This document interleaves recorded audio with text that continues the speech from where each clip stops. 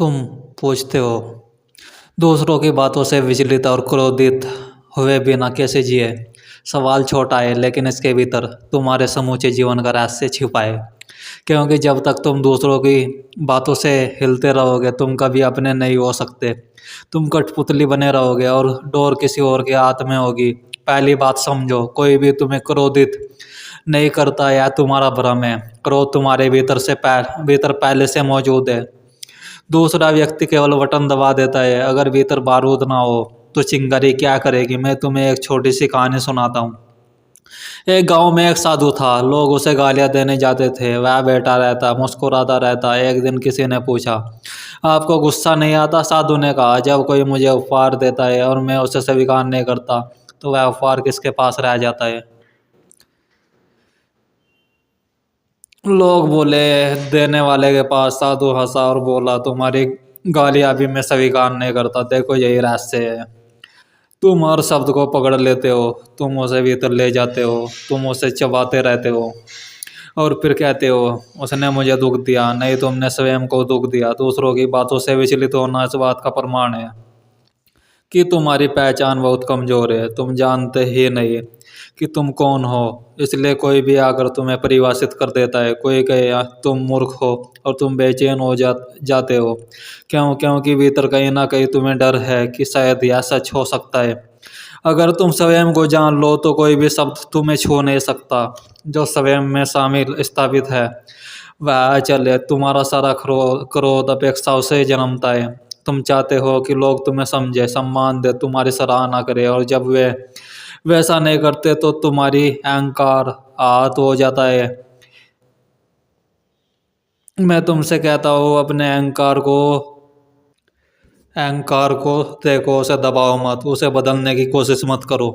बस देखो, जब कोई तुम्हें कुछ कहता है और तुम्हारे भीतर आग उठती है, उसी क्षण आंखें बंद कर लो और भीतर देखो। यह आग कहाँ से उठ रही है तुम पाओगे। यह आग बाहर से नहीं आई, यह तो पहले से ही थी। तुम्हें क्रोध से मुक्त नहीं होना है, तुम्हें क्रोध को समझना है। समझ ही मुक्ति है। जब तुम क्रोधित होते हो तो तुम होश में नहीं होते, तुम प्रतिक्रिया करते हो। प्रतिक्रिया हमेशा चेतन होती है। जीवन का रूपांतरण तभी संभव है जब प्रतिक्रिया की जगह प्रत्युत्तर आ जाए। प्रत्युत्तर ओस से आता है। कोई तुम्हें अपमानित करे तुरंत उत्तर मत दो। रुको, सांस लो, भीतर देखो। तुम्हें पता चलेगा अपमान शब्दों में था लेकिन चोट तुम्हारे अहंकार को लगी। अगर अहंकार ही ना रहे तो अपमान कहाँ लगेगा। मैं तुम्हें एक और दृष्टांत देता हूँ। एक दर्पण के सामने खड़े हो जाओ। कोई तुम्हारे पीछे खड़ा होकर दर्पण में थूक दे। दर्पण क्या करेगा? क्या वह अपमानित होगा? क्या वह क्रोधित होगा? नहीं, वह केवल प्रतिबिंबित करता है। तुम भी दर्पण बन जाओ, जो भी आए उसे गुजरने दो। लेकिन तुम दर्पण नहीं हो, तुम स्पंज हो और बात को सोख लेते हो और फिर भीतर सड़न शुरू हो जाती है। तुम्हारी संवेदनशीलता बुरी नहीं है लेकिन उसकी दिशा गलत है। तुम बाहरी शब्दों के प्रति संवेदनशील हो लेकिन अपने भीतर के मौन के प्रति असंवेदनशील हो। अगर तुम भीतर के मौन को सुनना शुरू कर दो तो बाहर की आवाज़ें सवेते ही महत्व की हो जाएगी। ध्यान यही है, भीतर लौटना। जब तुम ध्यान में बैठते हो धीरे धीरे तुम्हें अनुभव होगा कि तुम विचार नहीं हो, तुम भावनाएं नहीं हो, तुम क्रोध नहीं हो, तुम साक्षी हो और साक्षी को कोई छू नहीं सकता। एक दिन तुम अनुभव करोगे कोई तुम्हें गाली दे रहा है और तुम्हारे भीतर एक बाघ शांत बैठा देख रहा है। वही तुम्हारा असली स्वरूप है, वही तुम्हारी मुक्ति है। दूसरों की बातों से विचलित होना इस बात का संकेत है कि तुमने अपनी खुशी का रिमोट दूसरों को दे रखा है। कोई बटन दबाता है, तुम हंसते हो। कोई दूसरा बटन दबाता है, तुम रोते हो। क्या तुम इतनी सस्ती जिंदगी जीना चाहते हो? स्वतंत्रता का अर्थ तुम्हारी स्थिति किसी और पर निर्भर ना हो। मैं यह नहीं कह रहा कि तुम पत्थर बन जाओ। नए संवेदनशील रहो, प्रेम पूर्ण रहो, लेकिन प्रतिक्रियाशील मत बनो। जब कोई कुछ कहे उसे सुनो। अगर उसमें सत्य हो तो उसे स्वीकार करो, अगर उसमें असत्य हो तो उसे जाने दो, लेकिन उसे अपनी आत्मा में मत उतारो। याद रखो, लोग वही कहते हैं जो वे है। अगर कोई तुम्हें गाली देता है वह अपनी स्थिति प्रकट कर रहा है, तुम्हारी नहीं। अगर कोई तुम्हारी प्रशंसा करता है वह भी अपनी ही दृष्टि प्रकट कर रहा है। तुम ना तो उनकी गाली हो ना उनकी प्रशंसा, तुम उनसे परे हो। एक दिन ऐसा आए कि कोई तुम्हारी निंदा करे और तुम्हारे भीतर मुस्कान उठे, तब समझना कि तुम परिपक्व हो गए, क्योंकि तब तुम जान जाओगे यह सब खेल है, जीवन को थोड़ा हल्के में लो। तुम बहुत गंभीर हो। गंभीरता अहंकार का दूसरा नाम है। जब कोई तुम्हें कुछ कहे, भीतर से हंसो, सोचो यह भी एक दृष्टिकोण है। तुम्हें सबको सही साबित करने की आवश्यकता नहीं है। जो स्वयं को जानता है वह स्पष्टीकरण नहीं देता, वह जो स्वयं को नहीं जानता वही हर समय खुद को साबित करता रहता है।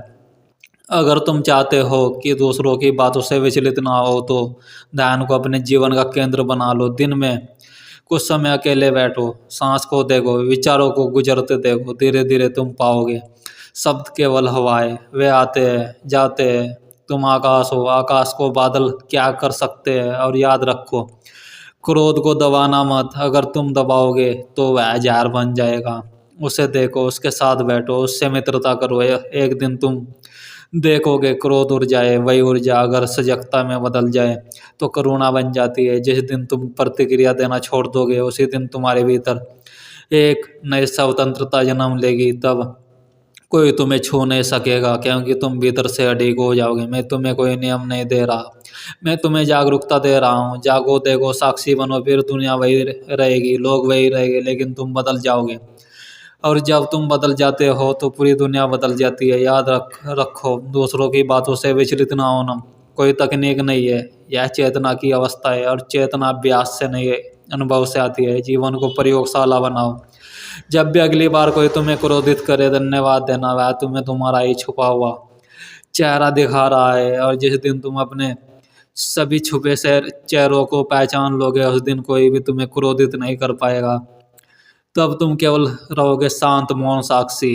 और वही सच्चा जीवन है। तुम कहते हो कि लोग तुम्हें परेशान कर देते हैं, मैं कहता हूँ लोग तुम्हें प्रकट कर देते हैं। यह अंतर बहुत सूक्ष्म है, लेकिन यही से क्रांति जन्म लेती है। जब कोई तुम्हें अपमानित करता है और तुम्हारे भीतर तूफान उठता है, उस क्षण तुम अपने असली चेहरे के करीब पहुंच जाते हो। क्योंकि रोजमर्रा के जीवन में तुम मुखौटे पहन कर जीते हो। सभ्यता का मुखौटा, शालीनता का मुखौटा, संस्कारों का मुखौटा। लेकिन जैसे ही कोई तुम्हारे अहंकार को छूता है, मुखौटा गिर जाता है और भीतर की आग दिखाई देने लगती है। लोग तुम्हारे शत्रु नहीं है, वे तुम्हारे दर्पण है। मैं तुम्हें एक घटना सुनाता हूँ। एक बार एक व्यक्ति मेरे पास आया। उसने कहा, मैं बहुत शांत आदमी हूँ, लेकिन मेरी पत्नी मुझे इतना क्रोधित कर देती है कि मैं अपने आप को पहचान नहीं पाता। मैंने उससे पूछा, जब तुम अकेले होते हो तब तुम्हें क्रोध आता है? वह बोला, नहीं। मैंने कहा, तो तुम्हारी पत्नी तुम्हें क्रोधित नहीं करती, वह तुम्हारे भीतर छिपे क्रोध को उजागर करती है। समझो, अगर भीतर बीज ना हो तो अंकुर कहाँ से निकलेगा? तुम्हारे भीतर जो भी दबा हुआ है वह अवसर खोजता रहता है बाहर आने का। कोई एक शब्द, एक संकेत, एक ताना, और वह बाहर फूट पड़ता है। तुमने अपने जीवन में कितनी बार सचमुच क्रोध देखा? अधिकतर तुम क्रोध को जीते हो, देखते नहीं। और जो देखा नहीं जाता वह समझा नहीं जा सकता। मैं तुम्हें एक साधना देता हूँ। अगली बार जब कोई तुम्हें चोट पहुंचाए, तुरंत प्रतिक्रिया मत करना। भीतर से केवल इतना कहना, ठहरो। तुम्हारे भीतर जो ऊर्जा उठ रही है उसे ध्यान से देखो। वहाँ कोई उठती है, छाती में, पेट में, सिर में, सांस तेज हो जाती है, हाथ कांपते हो। उस क्षण तुम वैज्ञानिक बन जाओ। अपने ही भीतर के प्रयोगशाला में क्रोध को जियो, जियो नहीं, उसका अध्ययन करो। तुम पाओगे कि क्रोध कुछ क्षणों का तूफान है। अगर तुम उसे ईंधन ना दो तो वह स्वयं शांत हो जाता है। लेकिन तुम क्या करते हो? तुम उसे शब्द देते हो, तुम उसे कहानी देते हो, तुम उसे तर्क देते देते हो, और वह बढ़ता चला जाता है। याद रखो, क्रोध को जीवित रखने के लिए तुम्हारी भागीदारी आवश्यक है। तुम सहयोग बंद कर दो, क्रोध मर जाएगा। तुम्हारी परेशानी यह नहीं कि लोग कुछ कहते हैं, तुम्हारी परेशानी यह है कि तुम हर बात को व्यक्तिगत बना लेते हो। अगर कोई सड़क पर खड़ा पागल तुम्हें गाली दे तो क्या तुम उतने ही आहत हो जाओगे? नहीं, क्योंकि तुम जानते हो वह पागल है। लेकिन अगर वही बात कोई महत्वपूर्ण व्यक्ति कह दे, तुम्हारा राज, तुम्हारा मित्र, तुम्हारा परिवार, तो तुम हिल जाते हो। क्योंकि तुमने उन्हें अपने भीतर अधिकार दे रखा है। तुमने अपनी आत्मा की चाबी दूसरों को दे दी है। स्वतंत्रता का पहला कदम है यह चाबी वापस लेना। मैं यह नहीं कहता कि तुम्हें संबंध छोड़ देना चाहिए, नहीं, संबंधों में रहो, लेकिन उनमें खो मत जाना। संबंध नदी की तरह हो ही बहते हुए तुम्हारी चेतना अगर सागर की तरह हो अडिग। जब तुम स्वयं में स्थापित हो जाते हो तब कोई भी शब्द तुम्हें छू नहीं सकता, क्योंकि तब तुम जानते हो मैं शब्दों से बड़ा हूँ। लोग जो कहते हैं वह उनके अनुभव, उनके डर, उनकी अधूरी इच्छाओं का परिणाम है। अगर कोई तुम्हें अपमानित करता है तो समझो वह स्वयं भीतर से पीड़ित है। जो भीतर से शांत है वह किसी को चोट नहीं पहुंचाता।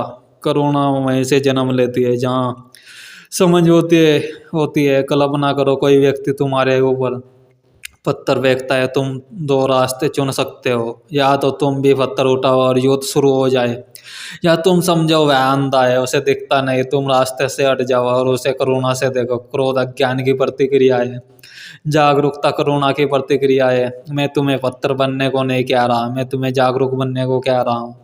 और एक गहरी बात समझो, तुम्हें सबसे अधिक चोट उन लोगों से लगती है जिनसे तुम सबसे अधिक अपेक्षा रखते हो। अपेक्षा ही दुख का बीज है। तुम चाहते हो कि लोग तुम्हें समझे, लेकिन तुम स्वयं को नहीं समझते।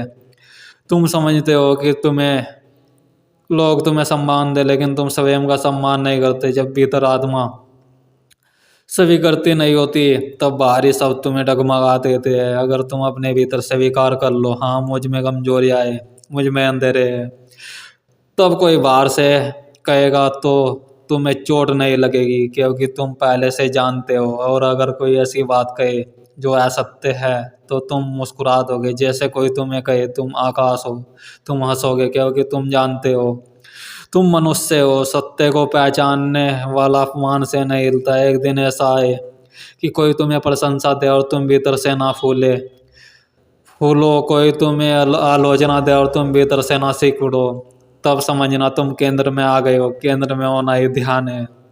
दुनिया किनारों पर है, शोर संघर्ष, तुलना केंद्र में मौन है। तुम्हें बाहरी दुनिया को बदलने की आवश्यकता नहीं, तुम्हें अपने केंद्र को खोजना है। जब तुम केंद्र में होते हो तब शब्द केवल ध्वनि रह जाते हैं, वे तुम्हारे अस्तित्व को छू नहीं पाते। याद रखो, जो भीतर से रिक्त है वही जल्दी भर जाता है। जो भीतर से पूर्ण है उसे कोई भर नहीं सकता। पूर्णता ध्यान से आती है, स्वीकार से आती है, साक्षी भाव से आती है। और जब तुम साक्षी हो जाते हो तब क्रोध भी एक बादल बन जाता है, आता है जाता है। तुम आकाश हो, इस आकाश को पहचानो, फिर देखना लोग वही रहेंगे, शब्द वही रहेंगे, परिस्थितियाँ वही रहेगी, लेकिन तुम अडिग रहोगे। और यही है बिना विचलित हुए जीना। तुम्हें लगता है कि समस्या बाहर है, लेकिन मैं बार बार तुम्हें भीतर ले जा रहा हूँ, क्योंकि जब तक तुम बाहर देखते रहोगे तुम कारण को कभी नहीं पकड़ पाओगे। दूसरों की बातों से तुम्हारा विचलित होना एक और गहरे रोग का संकेत है। तुम लगातार तुलना में जीते हो। कोई कुछ कह दे और तुम्हारे भीतर तुरंत शुरू हो जाती है, क्या मैं सचमुच ऐसा हूँ, क्या मैं उससे कम हूँ, क्या लोग मुझे छोटा समझेंगे। तुम्हारा क्रोध अक्सर अपमान से नहीं, तुलना से पैदा होता है। समझो, जहाँ तुलना है वहाँ शांति नहीं हो सकती। तुलना अहंकार का भोजन है। तुम्हें बचपन से सिखाया गया, पहले आओ, बेहतर बनो, दूसरों से आगे निकलो। और जब कोई तुम्हारी आलोचना करता है तो तुम्हें लगता है कि तुम्हारी रैंक गिर गई। जीवन कोई प्रतियोगिता नहीं है, यह अनुभव है। मैं तुम्हें एक दृश्य देता हूँ, जंगल में जाओ, वहाँ हजारों पेड़ खड़े हैं, कोई भी दूसरे से तुलना नहीं कर रहा। बरगद पीपल से नहीं कहता तुम मुझसे छोटा है, गुलाब कमल से ईर्ष्या नहीं करता। हर एक अपनी प्रकृति में पूर्ण है, केवल मनुष्य तुलना करता है और उसी से पीड़ा जन्म लेती है। जब कोई तुम्हें कुछ कहता है तो भीतर जो हिलता है वह तुम्हारा अस्तित्व नहीं, तुम्हारी बनाई हुई छवि है। तुमने अपने बारे में एक तस्वीर बना रखी है, मैं अच्छा हूँ, मैं समझदार हूँ, मैं सही हूँ। कोई उस तस्वीर पर खरोच लगा दे और तुम बौखला जाते हो। तुम तस्वीर को बचाते हो, खुद को नहीं। ध्यान से सुनो, तस्वीर झूठी है, अस्तित्व सच्चा है।